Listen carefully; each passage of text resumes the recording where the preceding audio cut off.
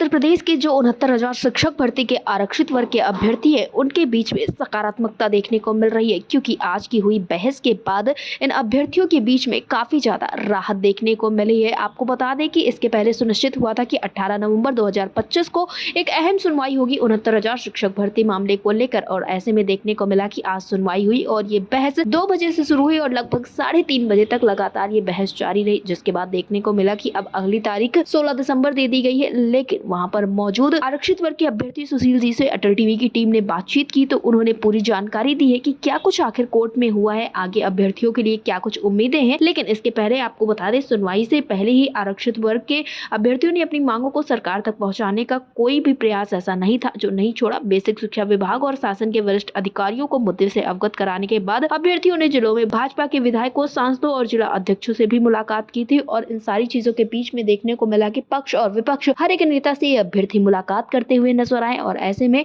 अब ये कहा जा सकता है कि शायद इन्हीं सारी चीजों का फल है कि अब अभ्यर्थियों का जो मामला था वो एक सकारात्मक रुख ले चुका है। अब देखना ये होगा कि आखिरकार 16 दिसंबर को ये मामला कंक्लूड होता है या नहीं। लेकिन आज की सुनवाई के दौरान क्या कुछ चीजें हुई है, इस विषय पर ज्यादा जानकारी देते हुए सुशील जी ने और क्या कुछ कहा है, आप भी सुनिए। ये अहम सुनवाई होनी थी कोर्ट में, क्योंकि जो 69,000 शिक्षक भर्ती का मामला है लंबे समय से अटका हुआ है। तो मैं जानना चाहूंगी आज की सुनवाई में क्या कुछ चीजें निकलकर सामने आ पाई हैं।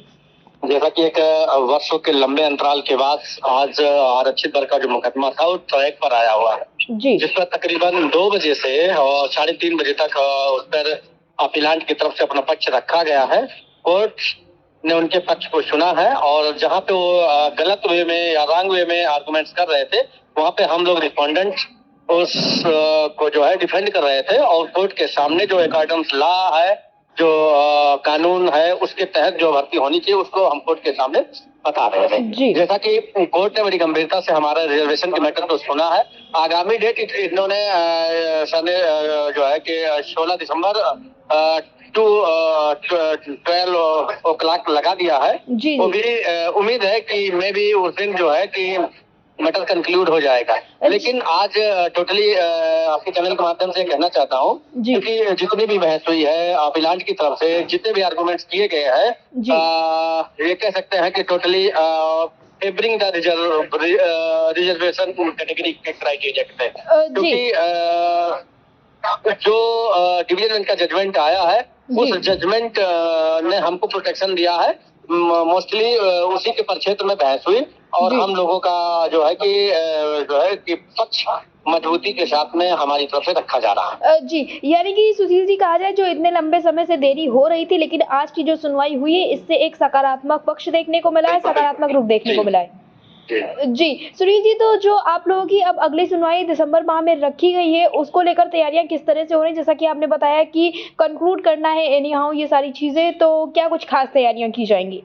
देखिए मैम, जैसे कि ये हमारे डेट जो है पहले से ही 28 तारीख को जो है 18 नवंबर जो है फिक्स किया गया था। इसके लिए तैयारी के पश्चात में हम सभी लोग 14 को ही दिल्ली आ गए थे, उसकी तैयारी किए थे, जहाँ पे आज हमारी टीम की तरफ से केरल हाई कोर्ट के पूर्व जज वेंकट सुब्रमण्यम गिरी साहब, मनीष गोस्वामी जी, पुष्कर शर्मा जी, आनंद नंदन जी जो है, निदेश गुप्ता जी जो है, जो रिजर्व कैटेगरी का पक्ष रख रहे थे, ये सारे काउंसिल अपियर रहे और कोर्ट के सामने रिजर्व कैटेगरी का पक्ष रखा, जिसमें कोर्ट काफी हद तक संतुष्ट रही। और आपके चैनल के माध्यम से भरोसा दिला दें कि जो आगामी डेट 16 दिसंबर को फिक्स की गई है, हम लोग उसकी पूरी तैयारी के साथ मजबूती के साथ आएंगे। मुझे आशा और भरोसा है कि सुप्रीम कोर्ट से आरक्षित वर्ग से साथ में जो तकरीबन 7 वर्षों से इंजस्टिस हुआ है वो न्याय मिलेगा, जो है